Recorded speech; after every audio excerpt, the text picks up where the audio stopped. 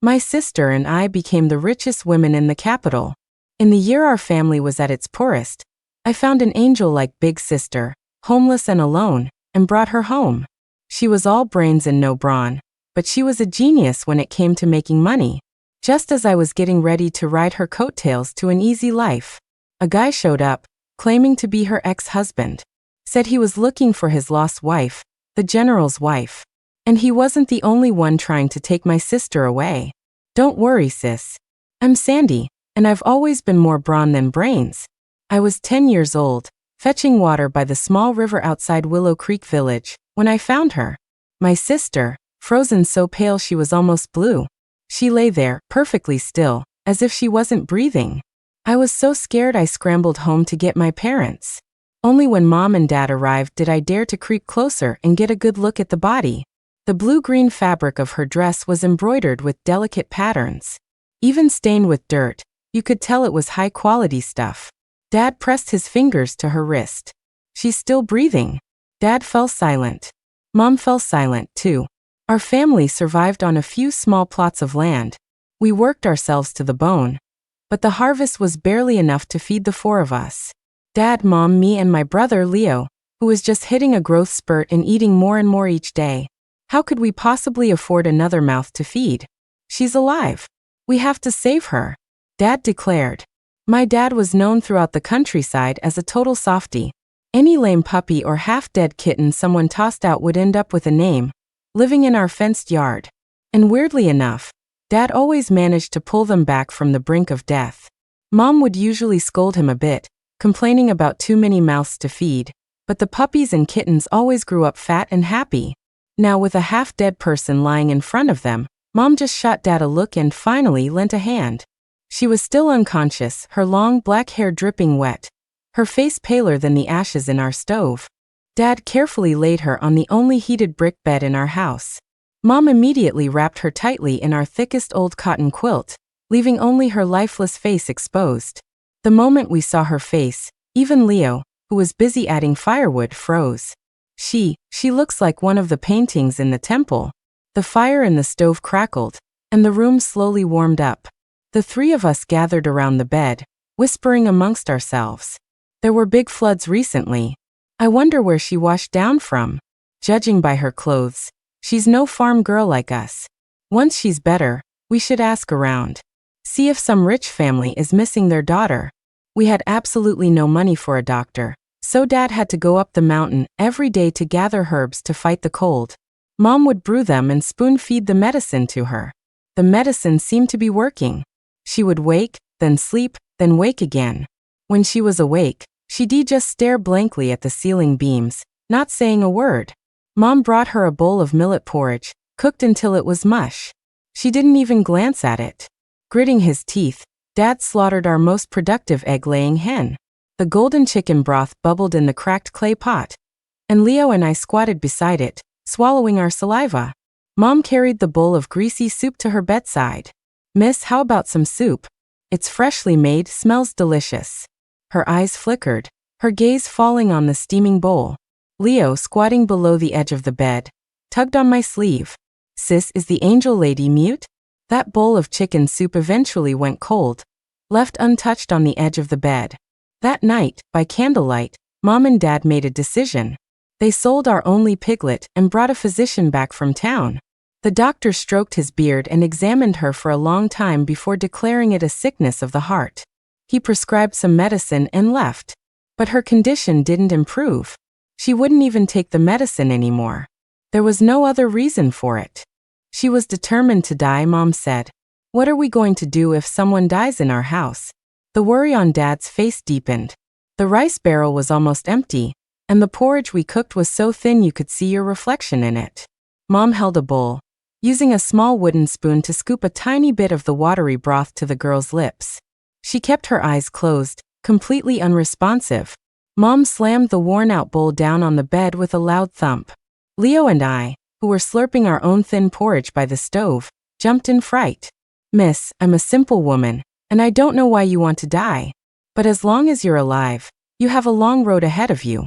Whatever grudges you have, whatever pain you're feeling, as long as you have a breath in your body, there's nothing you can't overcome. You're a beautiful girl with delicate skin. You must have been cherished by someone. Even if you've fallen on hard times, can you really ignore the people who loved you? After saying her piece, Mom stood up. She scooped up the remaining water from the pot, which was practically clear, and drank it down in a few gulps. The girl had opened her eyes at some point, and she was staring at the cracked bowl in Mom's hand. Tears began to stream silently down her face, fat drops rolling onto the pillow. I peeked at her. She was even beautiful when she cried.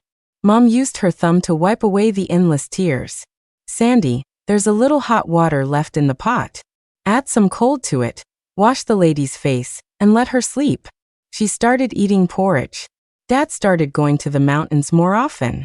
But the rice barrel remained pitifully empty. Every time Mom cooked, she'd intentionally scoop the thickest part for her. The three of us continued to drink the watery soup that was thin enough to see our reflections in. As the days passed, her health improved, though she still didn't talk much. Leo still treasured his tattered old copy of a children's primer. Mom and Dad had traded half a basket of eggs to an old scholar in the next village for it. The corners were frayed and worn. Every day, without fail, he'd sit on the doorstep, mumbling the words. Sometimes he'd get stuck on a word he didn't know, like a fishbone caught in his throat, unable to get it out. He'd look up, his little face scrunched in frustration. Sis, calling me was useless, I didn't know it either. Just then, a hoarse voice broke the silence in the room. Bring it here. She propped herself up with one hand on the bed, her eyes fixed on the tattered book in Leo's hands. The book, she said again. Leo carefully tiptoed to the bedside and handed her the book. A fire poker, she said concisely. I immediately understood and handed her a poker from the stove. Graceful, she wrote, enunciating each syllable clearly. La dy, she added, 2 more neat characters appearing in the dirt. Graceful, she explained, her voice still flat but no longer as cold, means beautiful and serene. A lady is a virtuous and good woman. She paused, her gaze sweeping over my equally stunned face. You must study hard. And you must write your letters even better. From that day on, she stopped staring at the ceiling all day. She started teaching Leo his letters, from the simplest characters to the more complex ones. Her voice was hoarse and calm as she explained the meaning behind the square characters in the simplest terms for Leo. Sandy, you listen too. One day, she suddenly looked up at me as I squatted nearby, her gaze placid. It's better to know how to read than to be blind to the world. I blinked, then quickly scooted closer and nodded vigorously. From then on, our little homeschool had a new student. I became an auditor. Mom and Dad were thrilled. They never imagined they'd bring home a teacher. In those days, only girls from wealthy families knew how to read. Frank, the tofu seller, was the best source of news, traveling from village to village. Whose son just got married, which family's servant was beaten half to death for stealing. He'd always lean against the poplar tree at the village entrance, painting vivid pictures with his hands. Life in the countryside was dull, so Leo and I would always squeeze into the crowd to listen. A while back, the wife of General Hollis from the capital passed away. The young general held a grand funeral. I heard he even gave out money to accumulate good karma. I got a few pennies myself. Heavens above, what a tragedy, the aunties chattered amongst themselves. The woman was already gone. What was the point of all that show? Leo and I found it boring and walked away. Mom was still worried about the girl in our house. Do you remember where you came from? I can ask that tofu seller to help you ask around. Your family must be worried. She stared blankly for a long time. My name is Ava. I have no family. No wonder she wanted to die. Fine, if she had no one, she had no one. Who gets through life without hitting a few bumps? In this world, how could a homeless orphan girl survive? In the end, Mom's heart softened. She let Ava stay, telling everyone she was the orphan daughter of a distant cousin who had fled a famine. With an extra mouth to feed, we all had to work harder. The harvest was bad that year, and our few plots of land wouldn't be enough to support the 5 of us. Mom and I spent a whole day hunched over on the ridges, picking the biggest, freshest wild vegetables until our bamboo basket was overflowing. We also borrowed 2 measures of coarse flour from Mrs. Lee down the alley. Mrs. Lee was even feistier than Mom. Most people couldn't borrow a thing from her. But last year, when her pig had a difficult birth, Mom had run out in the pouring rain to help, so she was willing. Mom steamed several baskets of coarse flour buns and took them with the cleaned vegetables to sell at the market, but she only made a few cents a day. Villagers loved to gossip. Our neighbor, old Mrs. Zhang, sidled up. If you ask me, since she's an orphan, you should just find her a husband. My nephew on my mother's side. Before she could finish, Mom threw a broom in her direction. Get lost. My niece is a beauty. Your nephew is in his late 20s and can't even remember which plot of land is his. How dare he even think about our girl? Our little yard was small, and every word reached Ava's ears. Mom comforted her. Since you have no family, if you don't mind, you can stay with us as long as you like. I know you're not an ordinary girl. Whether you stay or go is your decision. But country folk are hardworking. As long as you're here, you'll always have food to eat. She lowered her head. It looked like there were tears in her eyes, but they never fell. She started calling Mom Auntie, and a smile gradually returned to her face. She changed into Mom's plain cloth clothes, which somehow didn't hide her beauty at all. Mom held her at arm's length, looking her over. I bet even the prettiest socialite in the capital couldn't compare to our Ava. During the busy farming season, she came with us to the fields. But her body wasn't like ours. Within days, her hands and feet were covered in blisters. The broken ones were raw and bloody, a frightening sight. I crushed some wild herbs and applied them to her wounds. She winced in pain. I looked at her. Sis, you're even pretty when you wince. She smiled and poked my head. Sandy will be pretty when she grows up too. Me? I'd be lucky to look like Mom. But unfortunately, I took after Dad. Plus, I spent all my days running around the fields with the other village girls, so I was tanned and dark. Mom couldn't bear to see Ava work in the fields anymore. So she had her prepare our meals at home and had Leo bring them out to us. Ava held Mom's hand, full of guilt. I'm already causing so much trouble by living here. How can I stay idle while you work so hard, Auntie? And now that Leo knows a good number of characters, he really should be going to school. It looks like we need to find another way to make money. Mom and Dad were born poor farmers. What did they know about making money? They just tended their land and hoped for enough to eat. Ava sold the blue-green dress she was wearing when she arrived. The shopkeeper claimed it was damaged by the water and haggled the price way down. She only got 5 silver pieces for it. But for us, that was a fortune. Mom's heart ached for her. Ava had no family, and that dress was probably the last thing she had. That dress was special. You should have kept it as a memento. Life is hard, but as long as we work, we won't starve. Ava's eyes were bright. It's just a dress, a material thing. If it can help us out of this tight spot, then it served its purpose. We wandered around the small town, going in and out of several shops before Ava finally decided, buying fine sugar, white flour, and all sorts of things I'd never seen before. When we got back, she had Dad build an earth oven in the yard, with a high dome on top and a place for firewood underneath. While Ava bustled around the stove, Leo and I fed the fire in the new oven, completely baffled. Our lame dog, Willow 1, and our dim-witted cat, Willow 2, squatted nearby, wagging their tails, equally confused. Her fingers moved with lightning speed, pinching, kneading. In no time, a few lifelike rabbits were sitting on the board. And not just rabbits, but also all kinds of exquisite flowers. Ava said they were hibiscus and peonies. I'd never seen a hibiscus or a peony, so whatever Ava said, I believed. We worked all day and made a whole basket full of pastries. Mom held one of the rabbit pastries in her hand, unable to take a bite, praising her over and over. Such skillful hands. Ava lowered her head.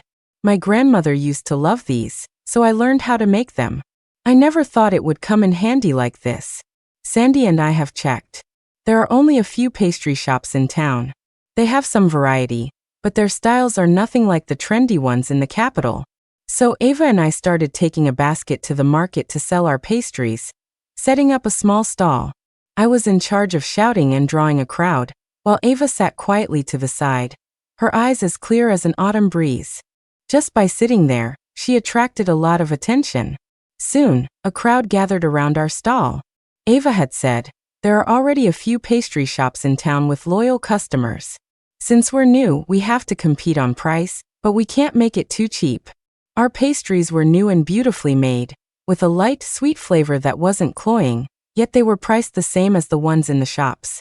Ava even set aside 2 pieces to cut up for samples. Everyone who tried them loved them, and we sold out in no time. Thanks to their looks and price, our pastries quickly found a place at the market. Every time we went, people would be waiting for us. I noticed quite a few of them were probably there for Ava.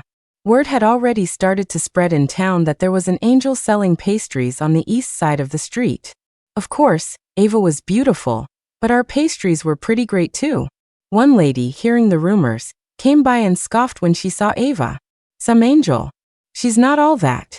But Ava wasn't offended. She even let her try a pastry for free. The woman, though still sharp-tongued, bought several portions. After that, we saw her 8 times out of 10. A scholar came by several times but never managed to buy any and was very disappointed. So, we started saving a portion for him. As we were packing up, Ava called out to him, "Sir." The moment he turned around, his ears turned red. Ava walked gracefully toward him, and the man froze completely. I secretly gave her a thumbs up from inside my sleeve. That's my sister. At night, under the candlelight, our whole family would gather around our growing money pouch, grinning from ear to ear. "I never thought Sandy would bring a lucky star home," Mom teased. Ava suddenly lowered her head, tears welling in her eyes. I leaned against her shoulder. "Things are getting better now, Ava. You don't have to be afraid anymore." Mom started helping with the pastries, and Dad continued to look after the fields. In his words, a farmer only feels secure when he's planting his land. But sometimes we were just too busy, so Ava spent a few cents to hire old Mr. Chien from the village to help in the fields. Dad was so bothered by this that he paced the yard for half the night. When I got up to use the outhouse, he grabbed me. "Sandy, this is just wrong." Perhaps our business was doing too well, because people from the local restaurant came looking for us. This kind of thing happened a lot in the countryside. People get jealous of a successful business and come to make trouble. We were earning money with our own skills. Even if they took it to the magistrate, we were in the right. I stood in front of Ava like a mother hen, ready to fight them off. But Ava seemed to have expected it. She smiled and slowly stood up. "Sandy, this is Mr. Chun, the manager of the Drunken Immortal restaurant." I suddenly realized he looked familiar. On the way, Ava was being mysterious, which made me anxious. When we got home, she finally revealed the news in front of Mom and Dad. The manager of the Drunken Immortal signed a contract with us. They'll order 50 portions of pastries every day, at 40 cents per portion. 50 portions. 40 cents. That was over $30 a month. I was stunned. Dad, usually a man of few words, paced back and forth happily. But Mom was frowning. "Ava, dear, even if the 3 of us grew 8 hands each, we couldn't make that many. If we can't deliver, we'll have to pay a penalty." Ava smiled. "A few days ago, when we were too busy in the fields, didn't we hire someone to help?" Mom's eyes widened. "How can you just teach people a skill that makes money? I hear the master chefs in those big restaurants don't even let others watch when they're making their signature dishes." But Ava said, "People get tired of even the most delicious pastries after a while. Even if we don't teach them, someone will figure it out sooner or later.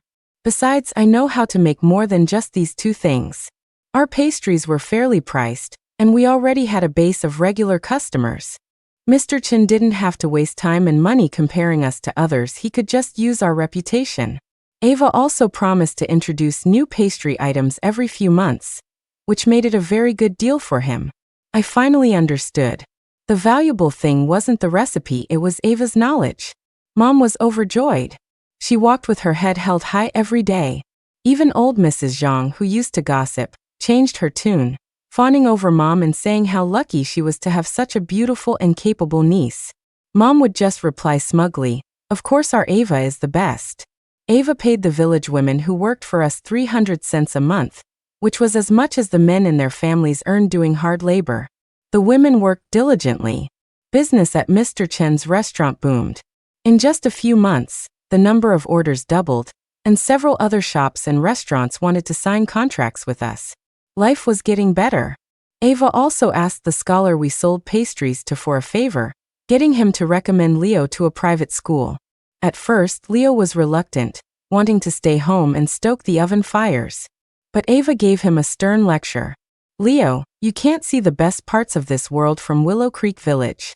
The world is unfair. It doesn't allow women like us to show our faces in public. But you're a man. You can still study. You still have a chance to see the world's hunger and poverty, its beauty and its mountains. Leo lowered his head without a word. I knew he had taken it to heart. Ava wanted me to go to school for a few days too, but I refused. I, Sandy, have always been more brawn than brains. The words just swam in front of my eyes and wouldn't go into my head. With Ava teaching me, I could read the accounts and do the math, and that was enough. Our family no longer had to worry about food. We even had extra money. The wrinkles on Mom's face seemed to have faded. Dad didn't say anything, but he kept bringing home stray dogs. We were up to number 5. Mom stared at Willow 5 in Dad's arms, sighed and walked away. After the new year, I had shot up in height and was almost as tall as Ava. Now that Sandy's not running around in the fields, she's gotten much fairer. She's a young lady now. I bet Auntie will be looking for a husband for you soon, Ava teased, leaning against Mom. Ava's face was free of worry now. The plain country clothes, when worn by her, only made her look more ethereal, like a fairy from the heavens. I often found myself staring into her dark, bright eyes. If I were a man, I would marry Ava and hide her away from myself. Mom laughed. Of course, we'll have to find a husband for Sandy. What about you, Ava? I've noticed that Scholar Ian has been coming over quite a few times, using the excuse of tutoring Leo. Ava quietly slipped away. Auntie, what's so great about a husband? Money is much more lovable. Now, we didn't just sell pastries. Ava had also created a novel soft cheese, malt sugar mixed with bean flour, and all sorts of foods I'd never seen before. I had never met such an amazing woman. She could read and write, make delicious desserts, and was a natural at accounting. This made me even more curious about what Ava used to be. Was she the best chef in the capital? A shop owner? Or maybe a head maid in a large household? I'd stick to her side and ask, but Ava would just smile without answering. Her eyes filled with an endless sorrow. The poplar tree at the village entrance turned green again and again, and Frank, the tofu seller, always brought good news. A new emperor had ascended the throne, taxes were reduced, and a general amnesty was declared. But even better news was that Leo had passed the provincial exams and was now heading to the capital for the national ones. He had worked incredibly hard these past few years. The oil lamp in his room often burned late into the night. Perhaps Ava's words back then had taken root in his heart, and he'd been holding his breath ever since. When the news arrived, our entire village buzzed with excitement. He was the only one in a 10-mile radius to become a provincial scholar. Everyone crowded outside our fence to get a look. Some people even came to our door with money, saying they wanted to help fund Leo's trip to the capital, but Ava sent them away. Dad was so happy he started pacing the yard again. A scholar in the family. Mom was in a frantic rush to go thank the gods and set off firecrackers. Leo quickly stopped her. Mom, why thank the gods? They didn't send me to school. Mom turned back. You're right, you're right. The one we should thank most is your sister. If it weren't for her, our whole family would probably still be stuck on those few acres of land. You'd probably be a dirt kicker for the rest of your life, let alone talk about studying. As she spoke, she started to cry. Ava helped Mom up. I'm your niece, Auntie. You all saved my life without a second thought. Of course, I should do my part for the family. Leo is accomplished, and we should celebrate. But our business has done well these past few years, and some people are already jealous. Now that he's going to the capital for the exams, it's better to keep a low profile. Dad agreed. Ava's right. Leo is accomplished. There will be plenty of time to celebrate later. So Mom gave up the idea. Leo stood there, then knelt and bowed 3 times. First, I thank my parents for giving me life. Second, I thank my sister for her guidance. Third, I waited excitedly by his side. What's the third one? What are you thanking me for? Leo never finished the sentence. I was so mad I punched him and stormed off. I thank my sister Sandy for not killing me, Leo yelled after me. That made me even madder, and I went back and punched him again. Mom started packing for Leo, often pulling Ava and me aside, crying. The capital is so far away. Leo has never been away from me for so long. What if he runs into bandits on the road? At first, we tried to console her, saying that boys have to leave home eventually. But after a few days of this, we couldn't take it anymore. Ava simply waved her hand. What's so difficult about that? We'll all go to the capital together. Go together? Mom was stunned. Ava, yes. What about the business here? I was stunned too.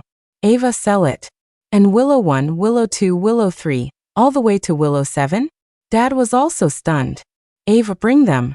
So we took stock of our assets, sold the pastry recipes to the aunties who had been working for us, so they'd have a trade to support themselves, and kept the house. Dad said we should keep it for sentimental reasons. On the day we left, the village aunties came to see us off.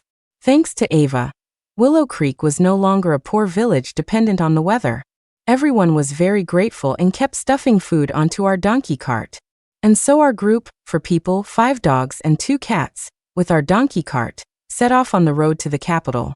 Along the way, Ava seemed very anxious at first, but she gradually calmed down. After countless days and nights, our group finally arrived at the capital. Mom and Dad stared at the towering city gates, speechless for a long time. The prosperity of the capital was beyond anything we could have imagined. We spent more than half of our savings, and could only afford 2 dilapidated rooms on the outskirts of the city. Mom clutched our bundle of money, her heart aching. The money we had worked so hard to earn was gone in a flash here. Ava was silent the whole time. In the evening, after settling Mom and Dad in an inn, she took me out. I followed her, not knowing what was happening, but I kept quiet. Ava led me out of the city. We wound our way through country lanes. In the last light of day, I looked up and surveyed our surroundings. It was a beautiful place, nestled by a mountain and a river, with fertile fields. An old man was fetching water at the village entrance. Ava led me toward him. When the man saw Ava, he looked like he'd seen a ghost and started to run. But Ava was quick and grabbed his arm. Mr. Chow, it's me. He finally calmed down, pulling Ava close to look her over from head to toe. And then he started to cry. Miss, they all said you were dead. This old servant searched for you for months at the foot of Spirit Vulture Mountain, but there was no trace. Now that you're standing here, safe and sound, when I go to the next world, I'll finally have something to report to the old mistress. Miss, I was shocked. No wonder Ava was so knowledgeable, even able to help Leo when he was stuck on his essays. Ava was a young lady from the capital. No wonder. Her extraordinary knowledge, her refined air. How could I have thought she was a cook or a maid? Mr. Chow led us into the village. All along the way, Ava's eyes were filled with tears, her face etched with sadness. I held her hand and didn't ask any questions. Mr. Chow had me eat in the main hall while he and Ava talked in an inner room. When we left, Mr. Chow had already arranged a horse-drawn carriage for us. He walked us to the edge of the village. Before we got in the carriage, he bowed deeply to me. Thank you, Mississippi Lou. A man of his age giving me such a formal bow. I was so startled I quickly helped him up. I knew he was thanking me for saving Ava. When I got into the carriage, I saw a bundle sitting there. Ava motioned for me to open it. I lifted a corner and froze. Several thick stacks of bank notes, along with some loose silver and a jade pendant. I, Sandy, had never seen so much money in my life. I swallowed hard, unable to help myself. Seeing my dumbstruck expression, Ava pinched my cheek. There are 3,000 silver pieces here. It's enough for our family to buy a bigger house. Leo has to take his exams, and in this city where people look down on the poor, we can't appear too shabby and let others look down on him. I couldn't help but feel uneasy. Ava, if we take this much, how can we ever pay it back? And that Mr. Chow. I couldn't finish my sentence. The mysteries surrounding Ava were as thick as the fog on the mountains back home, impossible to figure out. She seemed lost in thought for a moment before continuing. My mother passed away early. This estate was her dowry, and it was the last piece of property they didn't manage to take. My stepmother was cruel. She sold off or beat to death the servants around me. I couldn't bear it, so I secretly moved them here to this estate for safekeeping. Mr. Chow was one of them. When my father was away on business, she wouldn't give me food. I got hungry enough that I learned to stand on a stool and cook for myself. The more I cooked, the more dishes I learned. Later, my grandmother came to the capital from our ancestral home, and my life got a little better. Then my father died at his post, and my grandmother passed away from illness. In this world, I had no family left. She spoke calmly, but my heart ached listening to her, and tears streamed down my face. No wonder Ava had wanted to die. That monstrous stepmother. How could she bear to bully someone as good as Ava? I hugged her. Ava, you'll never have to live like that again. We're a family now, all of us together. Ava didn't hide anything from Mom and Dad. When Mom found out, she cried and wiped her tears. Dad, usually silent, his face darkened. I can't believe there are such black-hearted people right under the Emperor's nose. But Ava just smiled. Auntie, it's all in the past now. Now I have you and Uncle to love me, Sandy to protect me, and Leo is so driven. I'm just waiting to be the sister of the top scholar. The family finally smiled through their tears. We bought a house with 2 courtyards. Ava and Mom picked it out. Mom was so happy she wandered through the new house over and over, absolutely loving it. Dad was also very pleased with the new house because Ava had specially set aside a small courtyard for him to keep his willows, all 7 of them. By the time we were fully moved in, it was already summer. That night, our family gathered to celebrate, and it was that night that Ava truly became my sister. She was no longer Mom's niece, but Mom's daughter. We started a business again.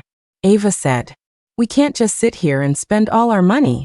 No matter what, money is the most important thing." Mom and Dad nodded in deep agreement. By now, Ava was the most knowledgeable person in the family. Mom wouldn't make any decisions, big or small, without asking for Ava's opinion first. Just when I thought we would go back to making pastries, Ava shook her head. Our pastries made a name for themselves at the market in Willow Creek, but in the capital, there are countless shops with exquisite and unique desserts. We need to find a different path. While I was still racking my brain about what business to start, Ava had already made her move. Using the leftover money from the estate, she quickly bought the restaurant on Phoenix Avenue. At first, the manager was unwilling to sell. It was only when Ava offered him a 20% share of the restaurant's annual profits that he agreed. Later, Ava told me that the restaurant business was tough. The grand welcome on Black Tortoise Avenue was dominating the scene, leaving little for anyone else. His feigned reluctance was just a tactic to drive the price down. I didn't understand. Then why give him 20% of the profits? Ava, nibbling on a pastry from the grand welcome, said, "So that the manager will work for me." I asked curiously, "Then why not just buy the grand welcome directly?" Ava laughed heartily. "Silly sister, we don't have enough money." At first, I was a little worried. The restaurant was already doing poorly, wouldn't Ava lose money by taking it over? But Ava wasn't concerned. She quickly remodeled the space, changed the sign, and renamed it the 4 Seas Restaurant. I was secretly impressed. "He's called the Grand Welcome, so we'll be the 4 Seas. You welcome 10,000 guests, I'll embrace the 4 Seas."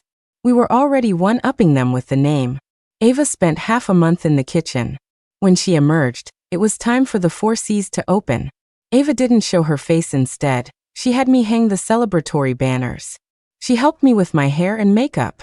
I looked at myself in the bronze mirror. The small, skinny girl was gone. Ava carefully placed a hairpin in my hair and helped me change into a new dress. "Sandy, the new emperor is open-minded. Women can run businesses now. Today you'll go with Mom and Dad to hang the banners. It's time for you to get some experience." I turned back. "What about you, sis?" She lowered her gaze. "I have more important things to do." Only later did I understand why Ava had insisted on keeping the manager. The waiters and cooks at the 4 Seas were the same as before. When it got busy, everyone worked together perfectly. Mr. Wu, the manager, was a master with the abacus. His books were immaculate, and he was meticulous in his work. It turned out Ava valued Mr. Wu's management skills. Ava developed new dishes, and her brewed date wine was to die for. Not only that, she also put up a sign. The 4 Seas restaurant has 103 dishes and wines, all made into lots. Any customer who spends over 2 silver pieces can draw 1 lot. If they draw a dish, they get it for free. If they draw the hidden dish, Their entire meal is free. I muttered to myself, won't we lose money this way, sis? Ava was unconcerned. We lose a little here, gain a little there. We won't go bankrupt. Besides, it's not that easy to draw the hidden dish. She winked at me playfully. The method worked like a charm. The young gentlemen and wealthy ladies of the capital flocked to the restaurant, eager to try their luck. Ava hid in a private room upstairs, watching the packed hall with great satisfaction. After that, every few months, the Four Cs would introduce a new game. Sometimes it was a poetry competition for a free meal, other times it was solving riddles to win wine. In short, the gimmicks never stopped. Of course, the menu was constantly updated too, but that job was now handed over to the chefs. Ava would recline on a couch in the upstairs private room, lifting a hand with freshly painted nails. Ugh, the color still isn't quite right. I sidled up to her. No nail polish is as beautiful as you are, sis. We would dissolve into laughter in the private room upstairs. Sometimes I'd think about how all the good things in our life now were because of Ava. On top of that, Ava always kept a close eye on the political situation in the capital. The new emperor promoted trade, and a large number of foreign merchants poured into the city. Ava seized the opportunity to add foreign dishes to the menu and even sent chefs to different regions to learn local cuisines. For a time, the Four Cs was packed to the gills, its fame eclipsing all others. Later, the grand welcome even started imitating us, but the speed of their imitation couldn't keep up with our updates, and they eventually gave up. During the spring civil service exams, our family went to see Leo off.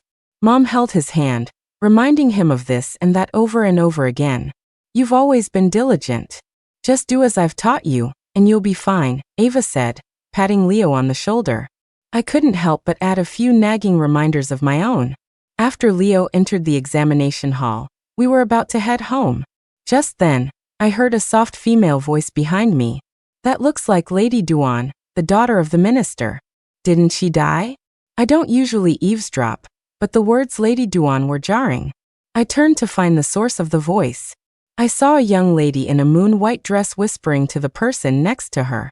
Her skirt was covered in large peonies, and her hair was so full of pearl-inlaid kingfisher feather hairpins there was hardly any space left.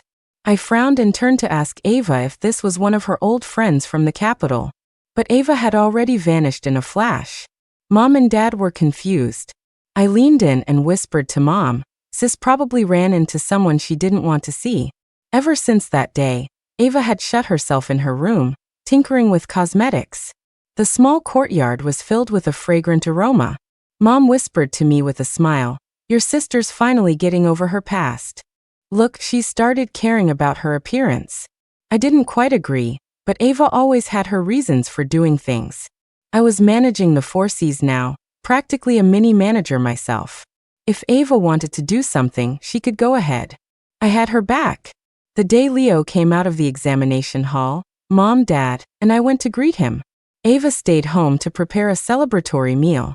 Dad had a few cups of osmanthus wine and became emotional.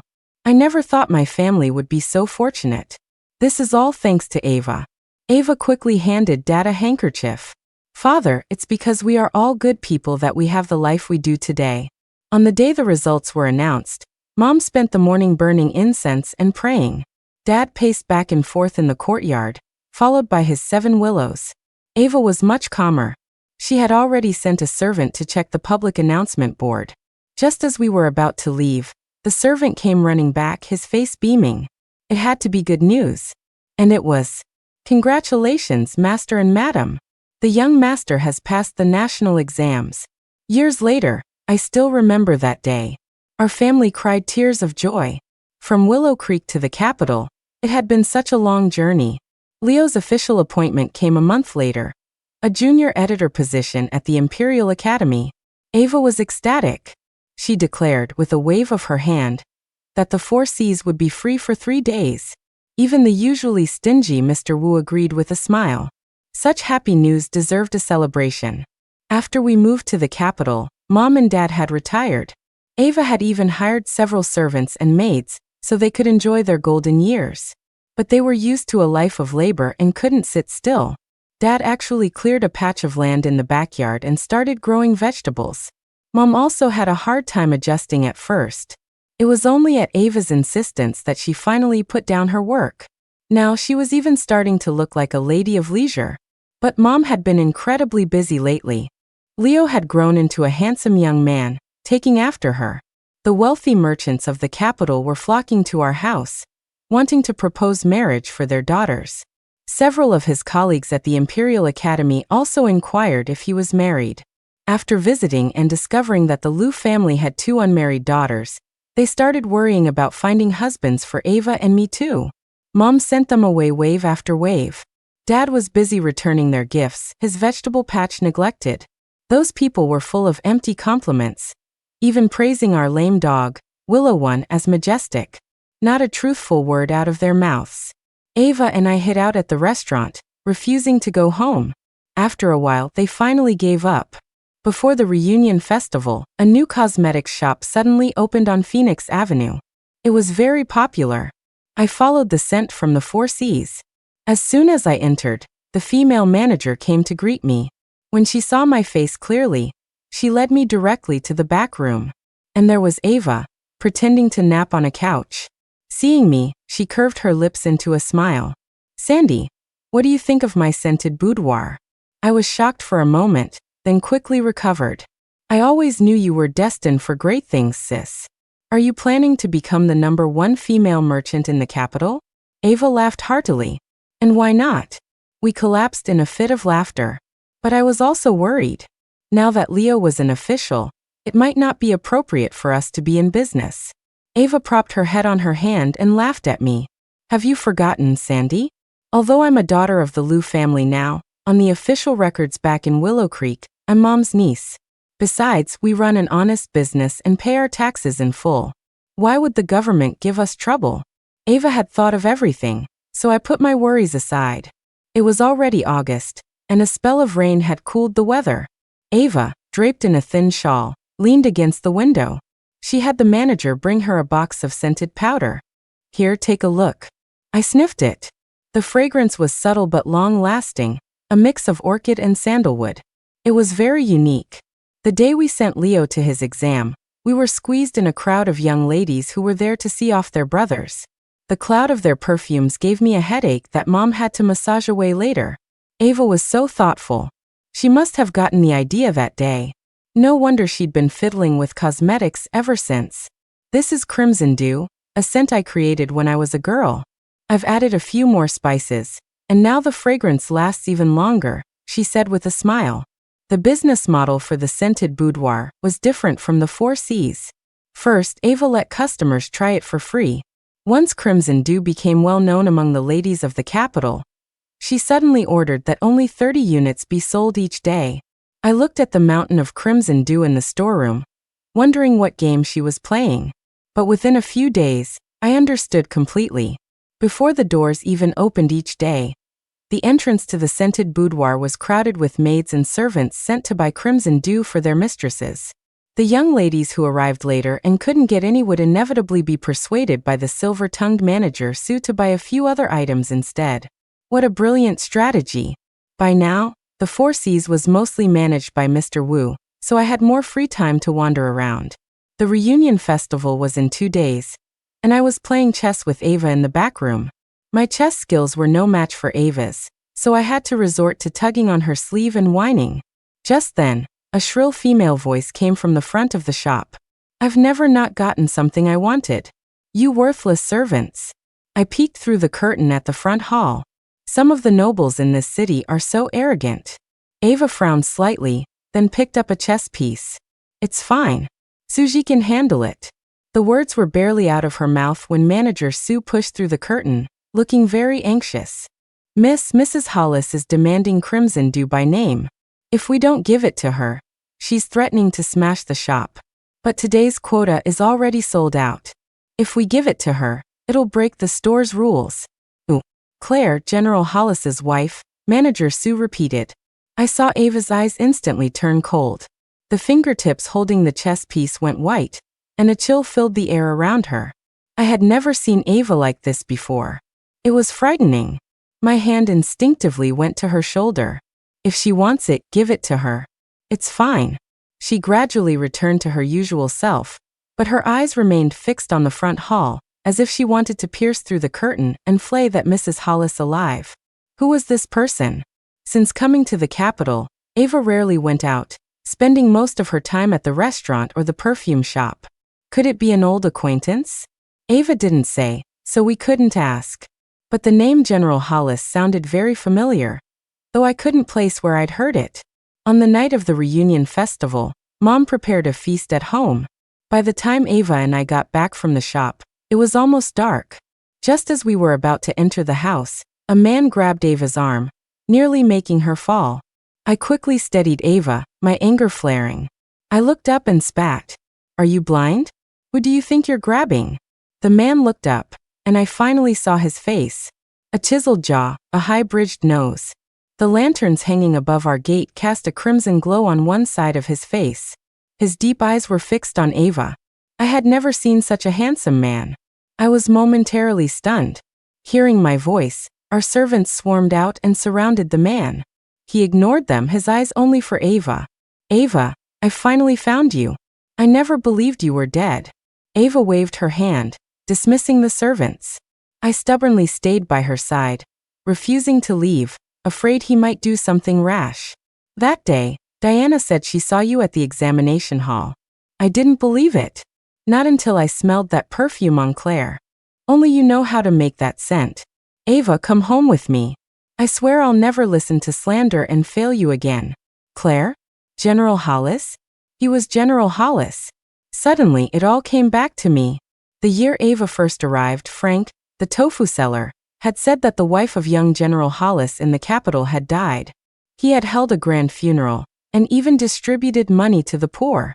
If his wife was dead, then Claire must be his new wife. But why was he grabbing Ava?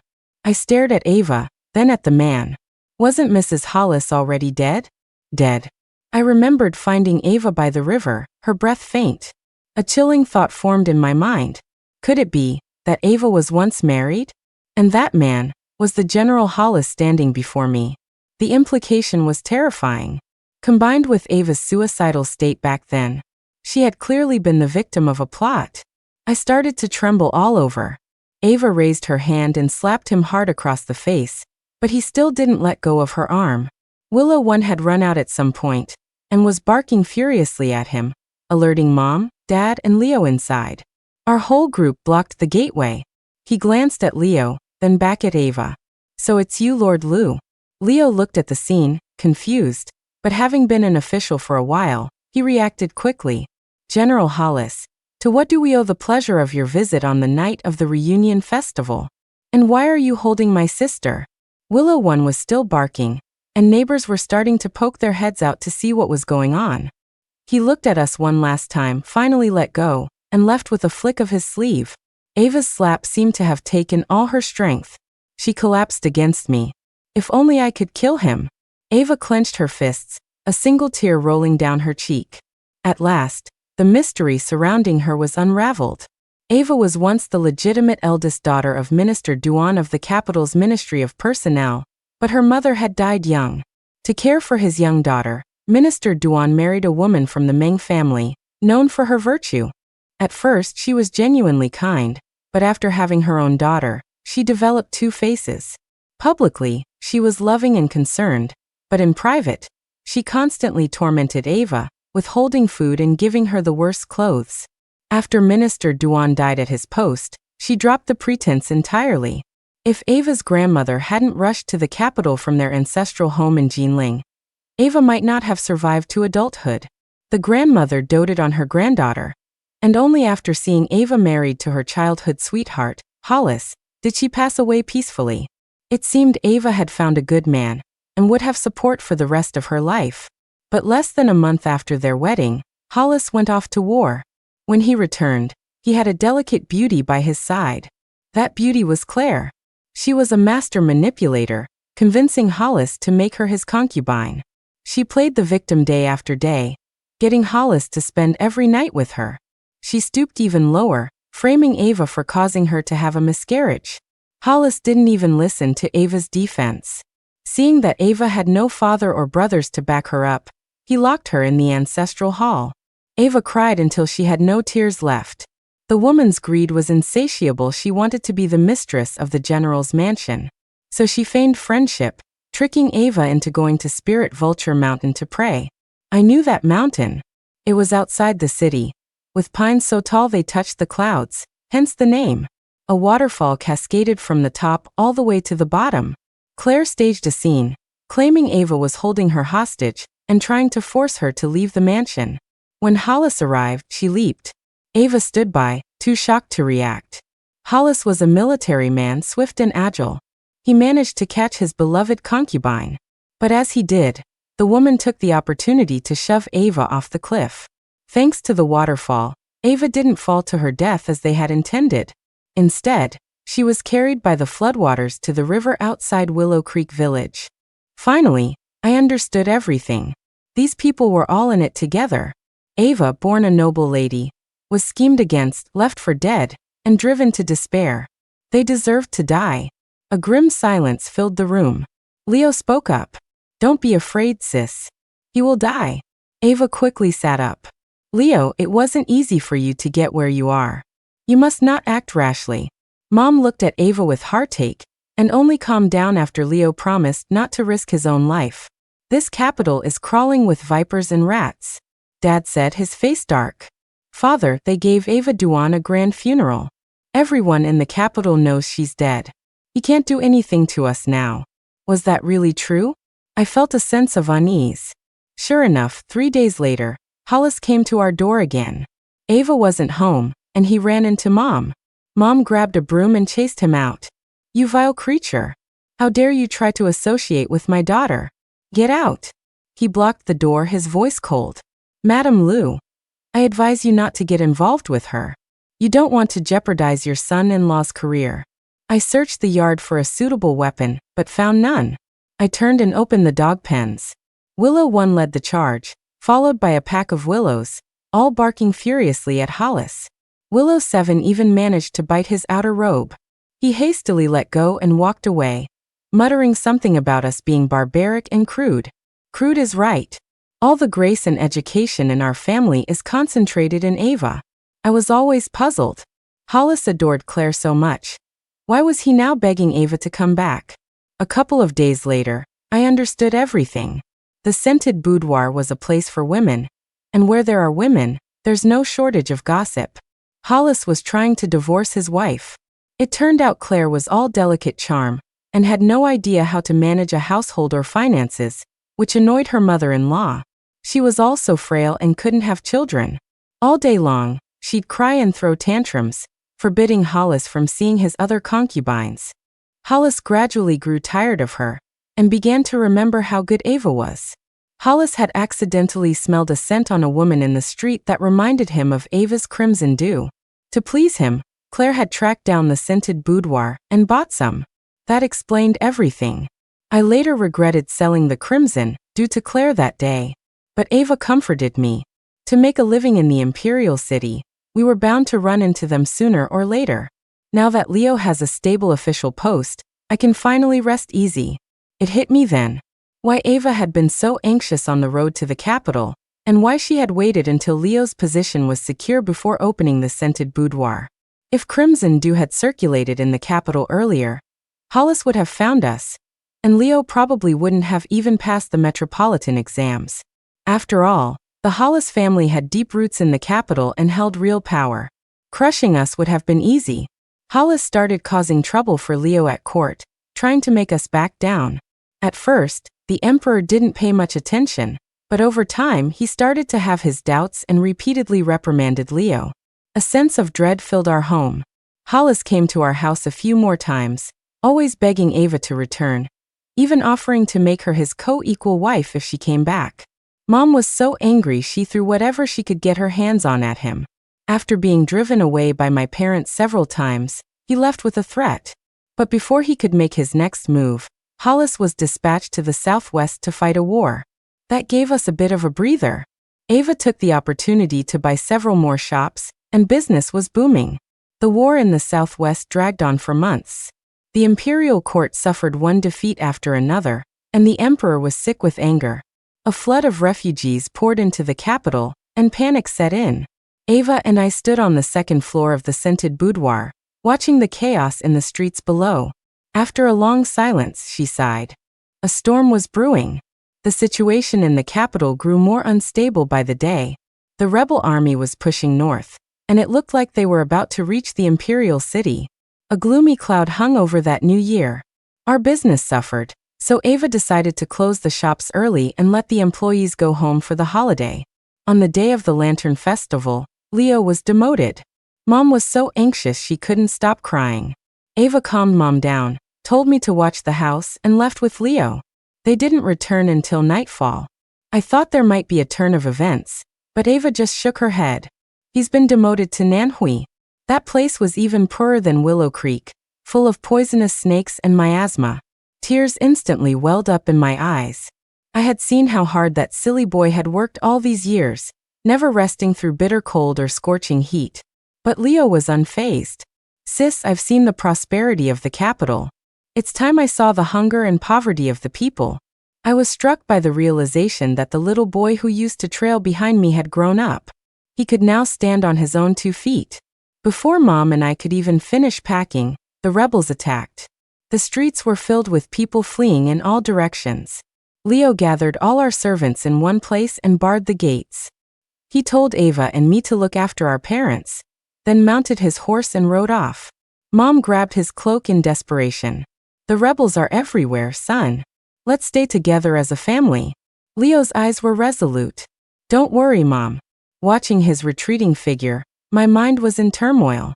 Ava and I took our parents and the servants to hide in the secret room in our house, which Ava had prepared when she saw the situation deteriorating. The chaos outside lasted for 3 days. We didn't dare make a move. On the 4th day, a general burst in. I was instantly on guard. Seeing him walk towards our hiding place, I pushed Ava and my parents inside and turned to face him. The most important thing now was to protect them. Sacrificing myself didn't matter. I stood facing him, my body trembling uncontrollably. His spear seemed to be dripping with blood. I forced myself to meet his eyes. He had a pair of handsome, almond-shaped eyes and sharp eyebrows. Even without moving, he radiated the grim aura of a seasoned warrior. He suddenly lowered his spear and smiled at me, seemingly embarrassed. You must be Leo's sister. Sorry, I didn't have time to change. I must have scared you. My name is Chase, a general of the elite cavalry. Leo is tied up at the palace with urgent matters and asked me to come. Everything is fine. We've won a great victory. Everything is fine. A great victory. I finally relaxed and collapsed onto the steps. I found out later that the Hollis family had become too powerful, and the emperor had long been wary of them. They had also been implicated in a military equipment corruption scandal, and the court could no longer tolerate it. When Hollis went south to suppress the rebels, he had secretly colluded with them, planning to sacrifice a city in exchange for military glory. But the rebels, greedy for more, double-crossed him and marched all the way to the capital. Leo had been publicly reprimanded and demoted by the emperor to lower the Hollis family's guard. Secretly, he was investigating the corruption case. Working with the emperor and General Chase, they finally brought the Hollis family to justice. This was all gossip I heard from customers at the shop. Ava listened silently, her face unreadable. I didn't know if she felt vindicated. Life in the capital returned to normal. Our shops reopened. Ava had now expanded into the fabric and tea trade. She was now the incredibly wealthy proprietor Duan. Spring came. Leo hosted a banquet at the Four Seas for his friends. When one of them came to pay his respects to Ava, I looked up. He looked very familiar. This is an assistant minister from the Ministry of Revenue. You've met him before, sis. Ava thought for a moment, then burst out laughing. It's you, Ian. Ian. So it was that scholar. He was the one who helped Leo get into school back then. I was only transferred back to the capital before the new year. I should have visited sooner, but because of the Hollis family case, my brother Leo and I had to avoid suspicion, he said, smiling bashfully at Ava, his eyes like a spring lake. I glanced at Ian, then at Ava. Sigh.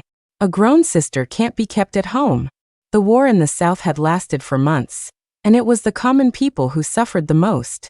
The court called on merchants to donate generously to disaster relief in the Southwest.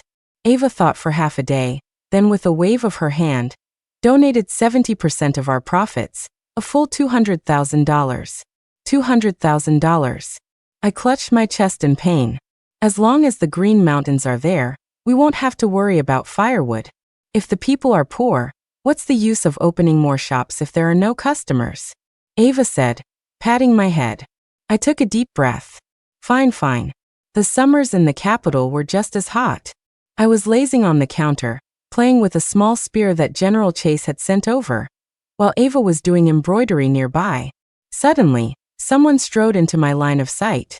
His robes were embroidered with an exquisite four-clawed serpent, and he carried himself with an extraordinary air. I sized him up. What can I get for you, sir? He ignored me and spoke to Ava. Ava, it's been a long time. I have missed you dearly. Would you care to visit the palace?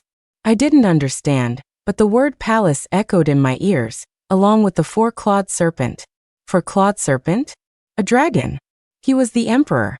Ava let out a soft laugh. I filled your majesty's treasury. Aren't you going to reward me? My mind went blank. I stood there, frozen, for a long time. After seeing the emperor off, my legs were still shaking. Ava was curled up in a ball, laughing. It turned out that before her stepmother's death, Ava had served in the palace as a companion to the princess, and had known the emperor since childhood. After her stepmother passed away, she never entered the palace again. The day Leo was demoted, Ava had given him the jade pendant she had received in her youth to present to the emperor, hoping he would show mercy. It was only then that the emperor learned Ava was still alive. And then, so much happened after that. For example, General Chase started showing up every 2 or 3 days to drink with Leo. Ian also started dropping by every few days to discuss poetry with him. Suddenly, Leo became a hot commodity. After the new year, Leo, at his wits' end, requested an official post in the provincial region of Nanhui. The emperor initially refused but then, for some reason, agreed. Ava and I stayed in the capital to take care of our parents. And so life went on. We had everything, and everything was good. I lay in the attic of the Four Seas, nibbling on a new pastry the chef had made. There was a noise at the door. I glanced over but saw no one. But I could see the red tassel of a spear fluttering in the wind. Well. Looks like Chase sent another spear. I've said it before. I, Sandy, have always been more brawn than brains. The end.